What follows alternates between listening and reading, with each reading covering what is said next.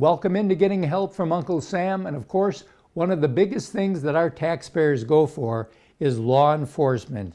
And we want to make sure that we've got the best law enforcement officers we can and that they're doing the job on a day-to-day basis, but they need to have our support. They need to have our back. They need to know we're there to support what they do. My guest is Sherriff Derrick Cunningham, the Sheriff of Montgomery County, also the president of the Alabama Sheriff's Association. Very high honor. Well, and it's great that my peers supported me. Surprised and supported you, I understand, yeah. As being their president. So it means a lot. And, I do a lot of talking on to the legislature. Mm-hmm. I go to Washington quite a bit and I talk. But the things that I try to reinforce is that we got to have some dialogue with our lawmakers. Yes. Because anytime there's a law being passed, it affects law enforcement in some kind of way. Either we're going to be the person enforcing it, or we're going to be the person that's going out here trying to at least educate the community on how this law has changed and how it's going to affect the community as a whole. Mm-hmm. You know, it really galls me that somebody would be a representative, that they would go to Congress, go somewhere, and say, one of the things we want to do is we want to try to maybe defund law enforcement. Well, they don't they're there representing me. I didn't tell them that, you know? So who's telling you that you've got to be doing these things? Nothing can work in this country without law enforcement. Get rid of that, you might as well just stay home.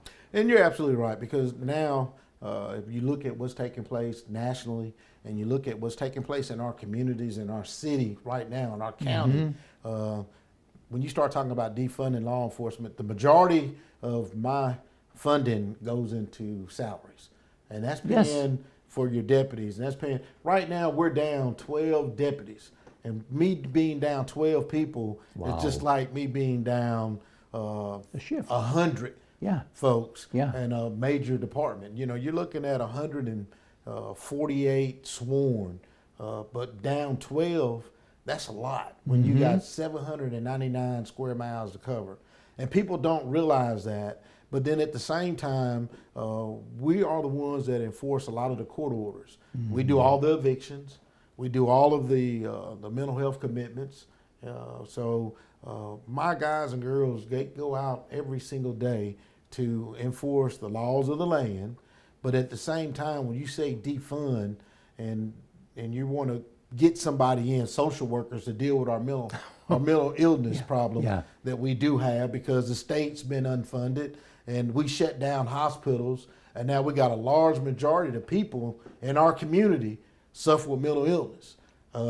Right now we shut down hospitals and we're trying to flip jails into hospitals because we got no place to house these and that's people. Sad. And that's a sad thing. Yes. But now we want to defund law enforcement, the ones that really go out and has to deal with people in a crisis mode, and then try to find safe havens for them. So a lot of times people don't understand when you start talking about what we have to do. When we start talking about going out dealing with people that are in a crisis mode, that suffer with mental illness, autistic kids, you got a lot of people that have memory impairments that we deal with on a daily basis. And we have to reach out and try to find programs, such as our program for Project Lifesaver, where we go out and we deal with people that has Alzheimer's that may wander away. Programs that we put in place for children that suffer with has autistic problems. Any kind of problem that we deal with on a daily basis, we have to put in programs so that we'll have deputies that will be calling these people, going by their houses, putting on bracelets, tracking bracelets. But these are the things that we do in law enforcement that, are you saying we're going to stop doing these programs? Where will our community be if we didn't have these programs in place? That's right. So we got to really think when we start talking about defunding, what are we talking about defunding? Are we going to cut deputies? You send a social worker out to tell somebody they've been evicted from their house and see where that's going to go. And that's why I keep saying we need to have, but we have these conversations, Jack, and I think the problem is we're having these conversations, but me as a lawmaker, we're having that conversation with another lawmaker, we're not having that conversation with the people that are really out here enforcing these laws, and that's really out here in the community that's working with the people that suffer with mental illness and some of these other problems. Yeah. You know, a good friend of ours, Art Baylor, used to be the chief of police of Montgomery. I was talking to Art one day and I said, Art, what's going on? He said, the biggest problem I've got is I can arrest somebody, and by the time the paperwork I got is dried from the ink, they're back out on the street again. And that's got to be frustrating. And that's one of the things now with our sentence reforms and things that we're going through.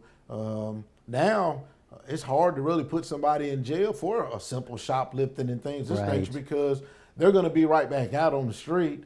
So really, all you're doing is really taking them down, processing them in, and processing them out. And we're starting to see more of that. But at the same time, we're not giving these people any type of counseling. We're not referring them to a counseling center saying, well, you need to go get help because you have a problem.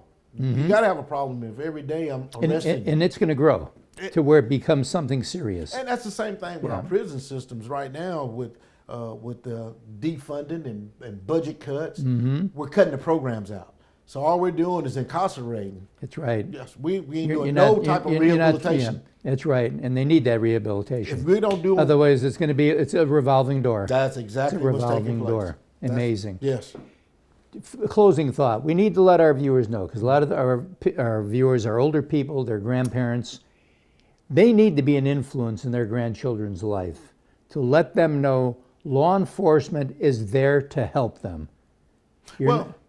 You know, you hit a nail on the head. Back in the day, you know, you used to go in the store and you see a parent, they say, don't you be bad, that man right there is going to get you. That's the police. We've changed that image. Now we tell them, no, we want you to make sure that your kids come to us when there's a problem. Get to know you. Yeah, they got to get to know us. That's right. And with us, the same thing that you're telling your grandkids and you're telling your kids, it's the same thing that I'm telling my deputies. You got to be able to put on a smile. And you got to be able to hug, and you got to be able to shake hands, you know, because that breaks down that barrier. You got to be able to let people know that they can come to you in a time of need.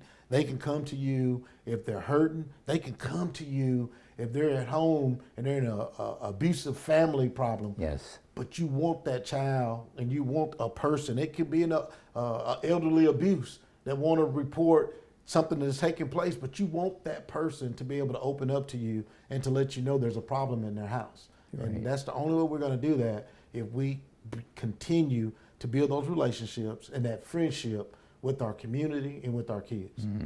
First, thank you for 30 years of service. Wonderful. From the age of 21 on, you've been doing it, young man. And thanks for what you do in this community day in and day out.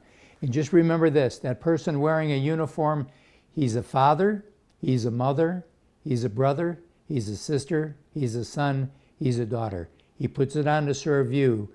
Make sure that you give them the respect that they deserve. And we'll be right back right after this.